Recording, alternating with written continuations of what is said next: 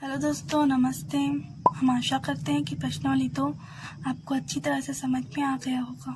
और अब हम प्रश्नावली 3 को देखते हैं। प्रश्नावली 3 को समझने से पहले हम प्रश्नावली 3 में कुछ सूत्र होते हैं, उनको समझ लेते हैं, उनको जान लेते हैं, ताकि प्रश्नावली 3 हमसे आसानी से समझ में आ जाए, आपको आसानी से समझ में आ जाए। दोस्तों, मैंने आपको समझाने के लिए यहाँ 2 समीकरण लिए हैं। दोस्तों, हमें ये वाले समीकरण, ये कॉमन मानक समीकरण है, इसको समझना होगा, इसको याद करना होगा। a1x प्लस b1y बराबर c1, ये एक समीकरण है। और a2x प्लस b2y बराबर c2, ये एक दूसरा समीकरण है।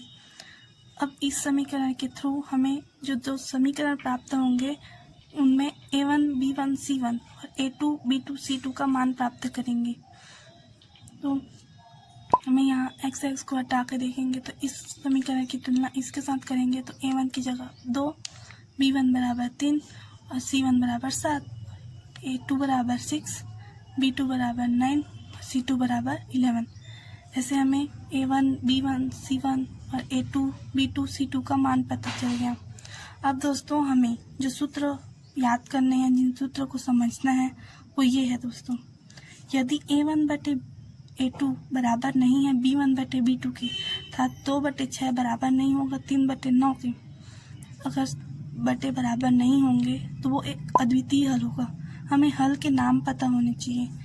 तो 3 हल होते हैं दोस्तों। या तो अद्वितीय हल होता है जिसके जैसा और कोई हल ना हो, दूसरा होता है कोई हल नहीं, जिसका कोई हल नहीं होता, और तीसरा होता है कि उससे बहुत सारे हल होते हैं, जिसको अनंतता अनेक हल बोलते हैं।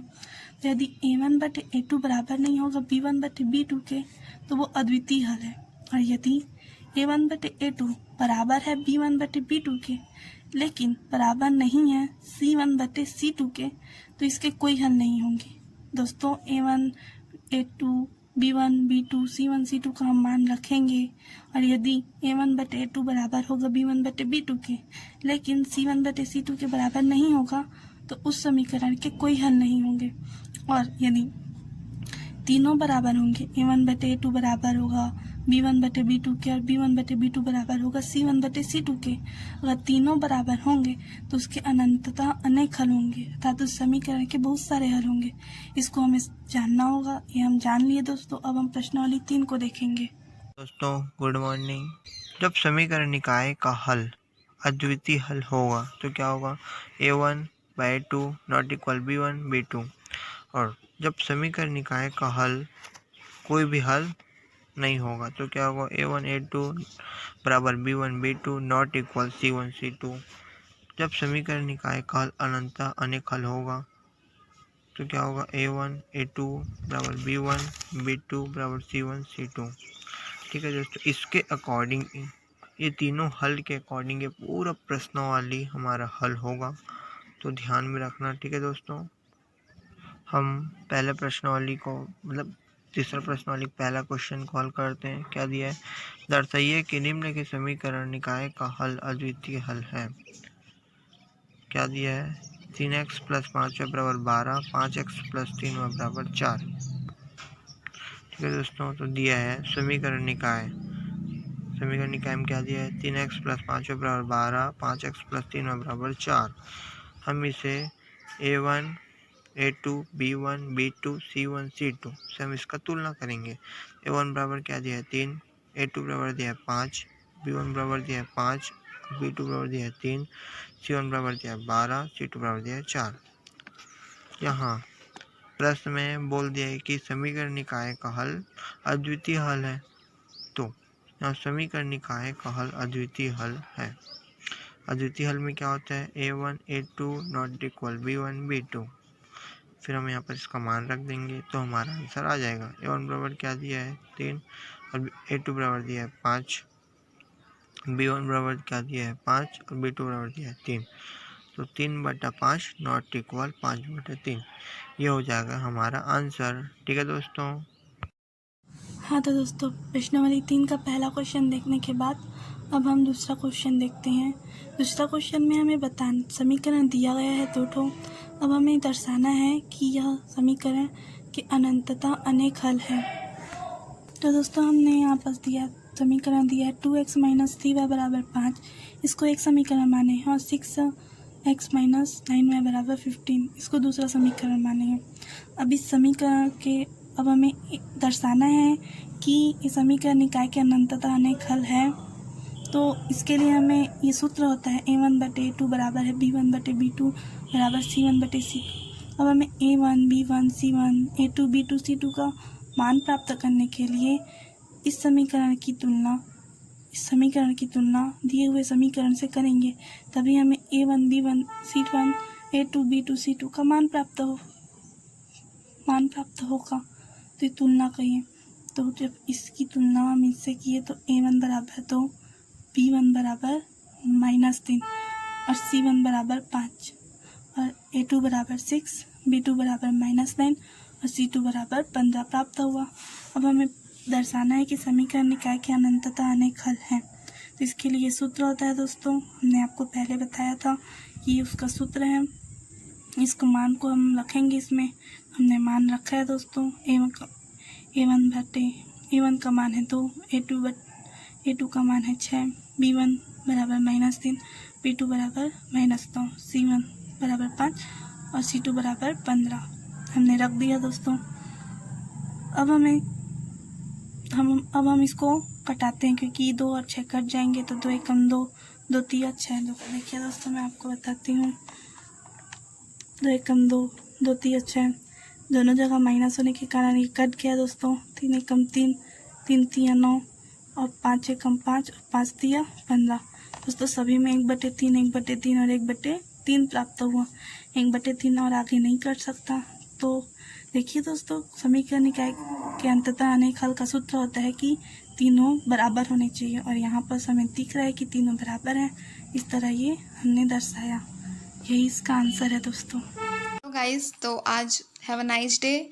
आज हम प्रश्न तीसरा देखेंगे, जिसमें के मान ज्ञात कीजिए जिसके लिए निम्नलिखित समीकरण निकाय का कोई भी हल ना हो। हमें क्वेश्चन में पहले से बोल दिया गया है कि समीकरण निकाय का कोई भी हल नहीं है, इसीलिए हमें उसका सूत्र लगाना है और उस सूत्र के अनुसार हम के का मान ज्ञात करेंगे। इसके लिए आपको निकालना होगा 57 पृष्ठ।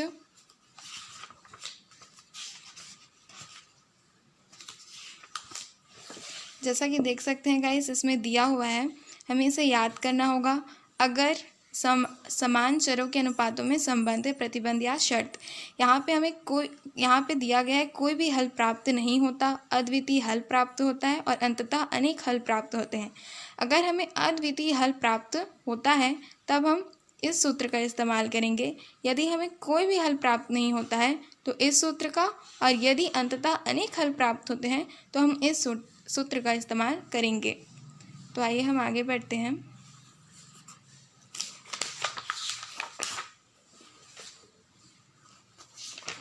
हमें प्रश्न तीसरा में क्या कहा गया है कि हमें समीकरण निकायों का कोई भी हल ना हो। तो हम जैसा कि जानते हैं, ये हमारा पहला क्वेश्चन है, प्रश्न तीसरा का पहला क्वेश्चन, जिसमें हमें समीकरण दिया गया है 8x + 5y = 9 और kx + 10y = 15। तो अब हम इसे किस तरह से हल करेंगे। सबसे पहले तो हमें दिया गया है समीकरण को हम यहाँ पे लिख लेंगे। अब समीकरण 8x + 5y = 9 में यहाँ पे हम देखते हैं, इसे हमें रखना है। तो यहाँ पे a1 हमारा 8 होगा, b1 हमारा 5 होगा और c1 हमारा 9 होगा, जिसे हम यहाँ पे लिख देंगे। सेम कंडीशन इसके लिए होगा समीकरण 2 के लिए। तो समीकरण 2 में भी हम इसी प्रकार से यहाँ पे में लिखेंगे। हम समीकरण 2 में भी हम इसी प्रकार से हल करेंगे। यहाँ पे a2 बराबर k होगा, b2 10 होगा और c2 15 होगा। अब इस हिसाब से हमें जानते हैं कि समीकरण निकाय का कोई भी हल प्राप्त नहीं होगा। यदि इसका सूत्र हमें यहाँ पे लिख लेना है, जो कि यहाँ पे मैंने लिखा हुआ है, आपको इसे याद करना होगा। अब हम इस हिसाब से मान रखेंगे। हमने यहाँ पे सभी का निकाल दिया है, a1 a2 b1 b2 और c1 c2। इस हिसाब से हम यहाँ पे मान रख लेते हैं। a1 का मान होगा 8, a2 का मान होगा k, b1 का मान होगा 5, b2 का मान होगा 10 और c1 का मान होगा 9 और c2 का मान होगा 15। तो हमें इससे कोई भी लेना देना नहीं है, क्योंकि यहाँ पे ऑलरेडी एक दूसरे के बराबर नहीं है। ये दोनों एक दूसरे के बराबर हैं, इसलिए हम यहाँ से हल करना शुरू करते हैं। यहाँ पे हम इसका पक्षांतर करेंगे या फिर पक्षांतर नहीं करेंगे तो तिर्यक गुणा करेंगे। आप दोनों में से कोई भी तरीका यूज़ कर सकते हैं। तो यहाँ पे हम तिर्यक गुणा करेंगे। तिर्यक गुणा करने पर हमें यहाँ पे 5k हो जाएगा, 5k, और यहाँ पे 8 गुणित 10 k है, तो 5 को हम इधर पक्षांतर करेंगे तो ये बट्टे में आ जाएगा। 5 एकम 5, 5 दूनी 10 और 8 दूनी 16। तो यहाँ पे अंततः हमें k का मान कितना प्राप्त हो गया? 16, जो कि हमें ज्ञात करना था। इसलिए हम उत्तर में लिख देंगे अतः k का मान 16 होगा। नेक्स्ट हमारा समीकरण है, तो मैं आपको सेकंड को भी बता देती हूँ। अगर फर्स्ट और सेकंड आप अच्छे से समझ लेते हैं तो आपका थर्ड भी बन जाएगा। तो सेकंड समीकरण हमारा kx प्लस 3y बराबर 3 और 12x प्लस ky बराबर 6 दिया गया है। तो हम समीकरण को यहाँ पे सर्वप्रथम लिख लेंगे और उसके बाद हमें बताना है कि इसमें a1, a2, b1, b2 और c1, c2 इसे हमें निकालना है। तो हमारा a1 बराबर क्या होगा? k, b1 बराबर 3 और c1 बराबर 3। ये क्रमशः a, b, c। और जब हम दूसरे समीकरण को देखेंगे तो वो a2 में आ जाएगा। तो a2 बराबर 12, b2 बराबर k और c2 बराबर 6 होगा। अब हम फिर से देखते हैं कि समीकरण का कोई भी हल प्राप्त नहीं होगा।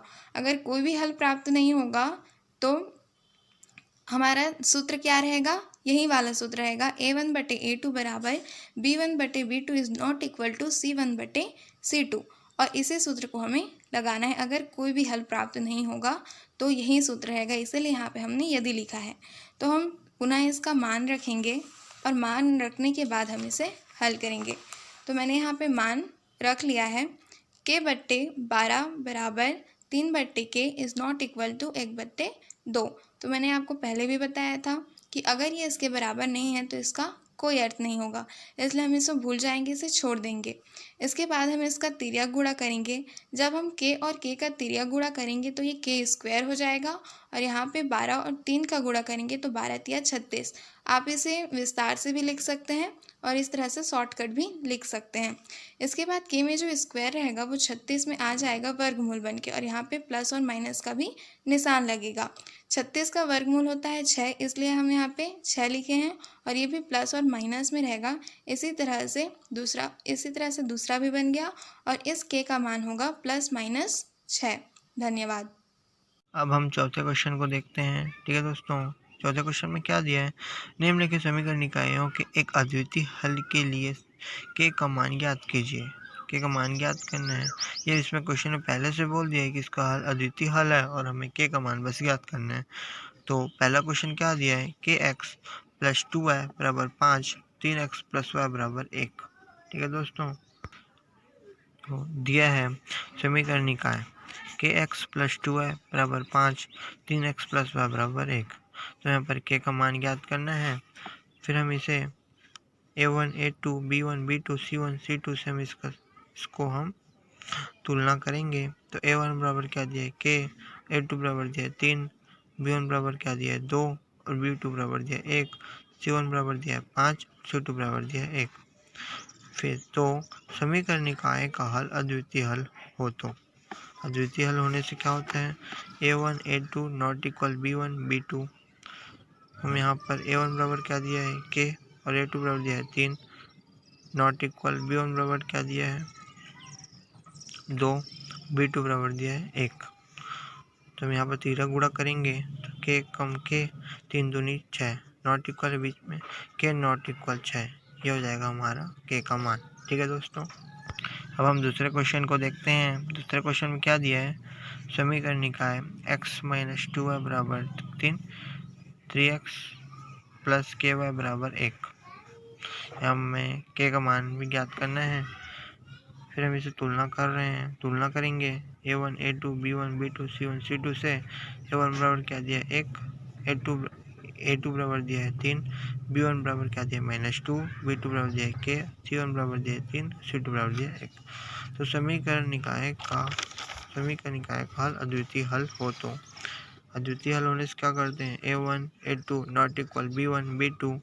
a1 बराबर क्या दिया है 1, a2 बराबर दिया है 3 नॉट इक्वल b1 बराबर क्या दिया है -2, B2 बराबर दिया है K, 1/3 नॉट इक्वल -2/K।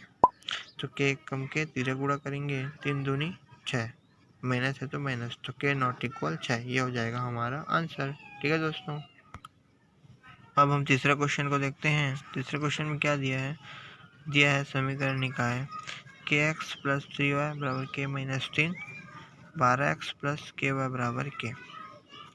तो फिर हम इसे तुलना करेंगे a1 a2 b1 b2 c1 c2 से। a1 बराबर क्या दिया है k, a2 बराबर दिया है 12, b1 बराबर क्या दिया है 3, b2 बराबर दिया है k, c1 बराबर क्या दिया है k - 3, c2 बराबर दिया है k।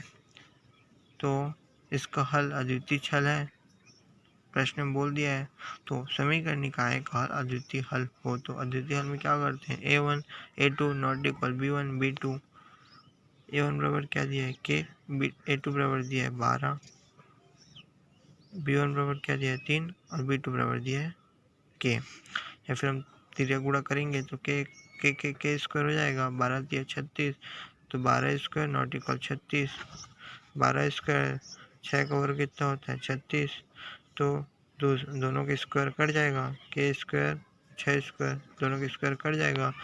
जब स्क्वायर कटता है तो प्लस माइनस लगता है। ठीक है दोस्तों, तो इस बात पर ध्यान देना, जब स्क्वायर हटेगा तो प्लस माइनस लगेगा।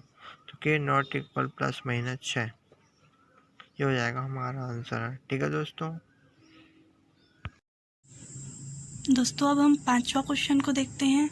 पांचवा क्वेश्चन में हमें k का मान ज्ञात करना है और हमें पता है कि समीकरण निकाय के अनंतता अनेक हल है और हमें k का मान ज्ञात करना है। दोस्तों मैं आपको पहला क्वेश्चन और दूसरा क्वेश्चन को बताती हूँ, जिससे आप तीसरा और चौथा क्वेश्चन को आसानी से बना लेंगे। तो आइए दोस्तों हम पांचवा के पहला क्वेश्चन को देखते हैं। पहला क्वेश्चन में 2 समीकरण दिए हैं दोस्तों। हमें पता है कि समीकरण निकाय की अनंतता अनेक हल है। तो a1 a2 b2 a2 c2 b2 और c2 का मान पता करने के लिए हमें इन समीकरण की तुलना इस वाले समीकरण से करनी है, जिससे हमें a1 b1 c1 a2 b2 c2 का मान पता चले। तो हमें a1 बराबर 2, b1 बराबर 3 और c1 बराबर 7 है, और a2 बराबर k - 1, b2 बराबर k + 2 और c2 बराबर 3k है। अब हमें a1 b1 c1 a2 b2 और c2 का मान पता चल गया। अब हमें पता है दोस्तों कि समीकरण निकाय की अनंतता अनेक हल है, ये हमें पता है। तो हमने इस सूत्र को रख दिया है कि a1/a2 बराबर b1/b2 बराबर c1/c2। अगर ऐसा होता है तो समीकरण निकाय के अनंतता अनेक हल होते हैं। अब हम इसमें मान रख दिए दोस्तों। अब हमें k का मान ज्ञात करना है। तो k का मान ज्ञात करने के लिए हम 2 ठो को लेंगे तो हमें k का मान पता चल जाए, चाहे हम इन दोनों को लें या इन दोनों को लें या इन दोनों को लें, किसी को भी ले दोस्तों, हमें k का मान पता करना है क्योंकि तीनों में k है, इसीलिए किसी को भी ले सकते हैं। तो हमने इन दोनों को लिया है। अब हम तिर्यक गुणा करेंगे दोस्तों, तो 2 का गुणा k + 2 के साथ हुआ और 3 का गुणा k - 1 के साथ हुआ। तो जब गुणा हुआ तो कोष्टक को हटाने के लिए इस 2 का गुणा इस दोनों के साथ हुआ। 2 और k का गुणा हुआ तो 2k और प्लस का प्लस और 2 दूनी 4। उसी तरह यहाँ भी हुआ दोस्तों, 3 का k के साथ गुणा हुआ तो 3k माइनस 3 एकम 3। अब दोस्तों k को एक साइड करेंगे और संख्या को एक साइड करेंगे। 2k यही है, प्लस 3k बराबर की इधर आया तो -3k हो गया, -3 यही है, +4 बराबर की इधर आया तो -4 हो गया, प्लस इसीलिए माइनस हो गया। अब 3 में 2 को घटाएंगे तो 1 आएगा, 1 को नहीं लिखते दोस्तों, बड़ी संख्या के सामने माइनस है इसीलिए यहाँ पर माइनस है, माइनस माइनस प्लस होता है, 4 3 7 हो गया, बड़ी संख्या के सामने प्लस है इसलिए यहाँ प्लस होगा दोस्तों। क्योंकि दोस्तों बराबर के दोनों पक्षों में समान चिन्ह होने के कारण दोनों चिन्ह कट जाएंगे, इसीलिए ये चिन्ह और ये चिन्ह कट गया दोस्तों। तो k बराबर 7 प्राप्त हो गया। इस तरह हमें k का मान पता चल गया दोस्तों। उसी तरह दोस्तों अब हम दूसरा क्वेश्चन को देखते हैं ताकि आपको इस क्वेश्चन में कोई भी कंफ्यूजन ना रहे। तो दोस्तों दूसरा क्वेश्चन में हमें दिया गया है kx + 2y - 4 बराबर 0 और 5x - 3y + 6 बराबर 0। दोस्तों यहाँ 0 दिया है, c1 और c2 की जगह 0 दिया है और यहाँ पर इसका मान पता नहीं, तो 0 तो लिख नहीं सकते, इसीलिए हम -4 का पक्षांतर करेंगे तो +4 होगा और +6 का पक्षांतर करेंगे तो -6 होगा। इस तरह हम 2 समीकरण पहले प्राप्त कर लिए दोस्तों। उसके बाद हम मान पता करने के लिए समीकरण की तुलना a1x + b1y = c1 की तुलना समीकरण 1 से और a2x + b2y = c2 की तुलना समीकरण 2 से करेंगे। करने पर हमें a1 b1 c1 और a2 b2 c2 का मान पता चलता है। a1 की जगह k, b1 की जगह 2, c1 की जगह 4, b1 = 5, c1 = -3 और c2 = -6 प्राप्त हो गया दोस्तों। हमें बुक में बता दिया गया है, क्वेश्चन पहले से बोल रहा है कि समीकरण निकाय की अनंतता अनेक हल है, अर्थात यही वाला सूत्र लगेगा। a1/a2 बराबर है b1/b2 बराबर है c1/c2 के। अब हम मान को रख दिए दोस्तों। हमें k का मान ज्ञात करना है। तो k का मान ज्ञात करना है तो हम इस वाले बटे को तो लेंगे ही। अब इस वाले बटे को ले या इस वाले बटे को ले, k का हमें मान पता चल जाएगा। चाहे किसी भी बटे को ले, तो हम इसको ले लेते हैं दोस्तों। तो दोस्तों हमने ले लिया है। अब हम तिर्यक गुणा करेंगे तो k का गुणा -3 के साथ और 5 का गुणा 2 के साथ। 5 दूनी 10 हो गया दोस्तों। ये 3 के गुणा है, -3 बराबर किस पर आएगा तो भाग में हो जाएगा। तो k का मान पता चल गया दोस्तों 10/-3। इस तरह हमें k का मान पता चल गया। इसी तरह हमें बाकी क्वेश्चन को भी हम बना सकते हैं दोस्तों। 5वां के हम बाकी क्वेश्चन को भी बना सकते हैं। बस हमें पता है कि समीकरण निकाय की अनंतता अनेक हल है, तो उसके सूत्र को रख देंगे और हमें मान पता चल जाएगा। यदि आपसे नहीं बनेगा तो बताइएगा दोस्तों। Hello guys, have a nice day. तो आज हम क्वेश्चन 6 देखेंगे। यहाँ पे हमें दिया गया है, यदि x = 2, y = 4 हो तो समीकरण 7x - 4y p में p का मान ज्ञात कीजिए। तो हम इसे हल करते हैं। हमें क्या दिया गया है, समीकरण। तो समीकरण 7x - 4y = p, जहाँ हमें x का मान 2 दिया गया है और y का मान 4 दिया गया है। तो सर्वप्रथम तो जो हमें दिया गया है उसे हम यहाँ पे लिख लेते हैं। अब यहाँ जब हमें समीकरण में x और y का मान पता है, इसीलिए हम समीकरण में x और y का मान रखेंगे। समीकरण में x व y का मान रखने पर तो यहाँ पे x = 2 और y = 4 है, इसीलिए 7 × 2 - 4 × 4 बराबर p। 7 दूनी 14 और -4 चौक 16 बराबर p। यहाँ पे 14 और 16 प्लस माइनस में है, तो प्लस माइनस माइनस होता है, इसीलिए यहाँ पे हम इसे घटाएंगे। तो 14 में जब 16 घटाएंगे तब ये 2 आएगा, 16 में 14 घटाएंगे तब 2 आएगा। और यहाँ पे बड़े वाले अक्षर पे माइनस का चिन्ह है, इसीलिए यहाँ पे हम उसे माइनस लगाएंगे। तो p का मान हमारा -2 लिख जाएगा। और इसे हम इस तरह से भी लिख सकते हैं, यहाँ p = -2, ये माइनस है -2, और इस तरह से हमारे p का मान -2 होगा। Thank you. अब हम 7वें क्वेश्चन को देखते हैं। 7वें क्वेश्चन में क्या दिया है, k का मान ज्ञात कीजिए यदि एक सरल रेखा 2x - ky = 9 बिंदु 1 - 1 से गुजरती है। ठीक है दोस्तों, दिया है सरल रेखा 2x - ky = 9। हम इसे समीकरण 1 बना दिए। यहाँ जो दिया है 1 और -1, ये बिंदु x और y का मान है। तो x बराबर क्या है 1 और y बराबर क्या है -1।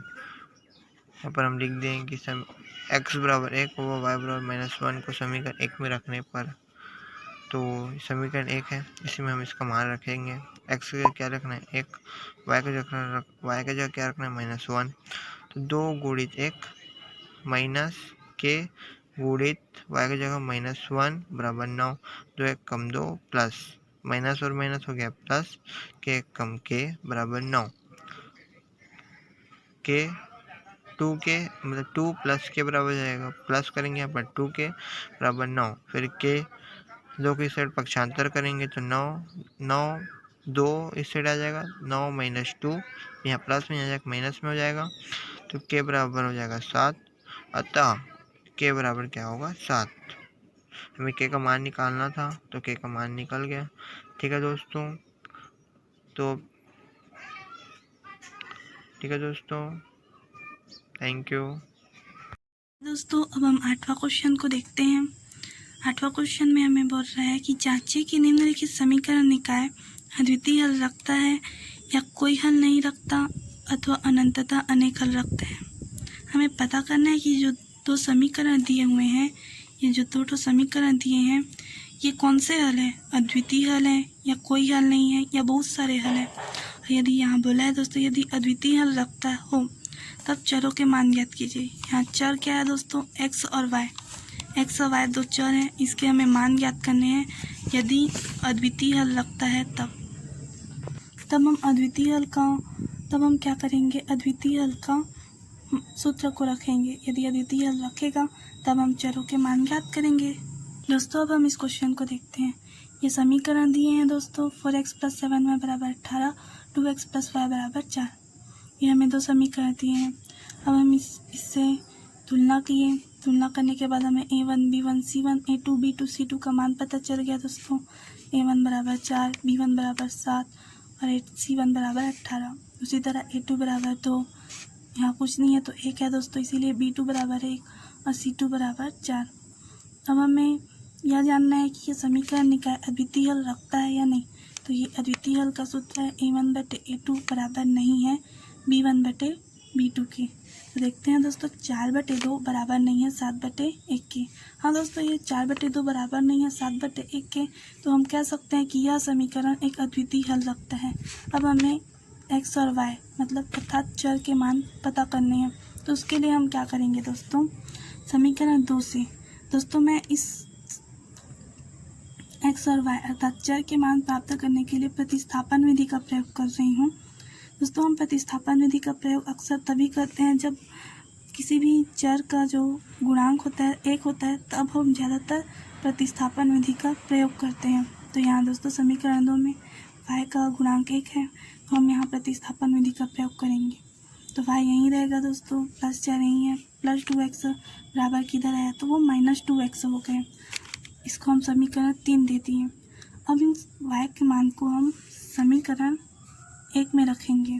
तो देखिए दोस्तों, हमने y के मान को समीकरण 1 में रख दिया है, y की जगह 4 - 2x।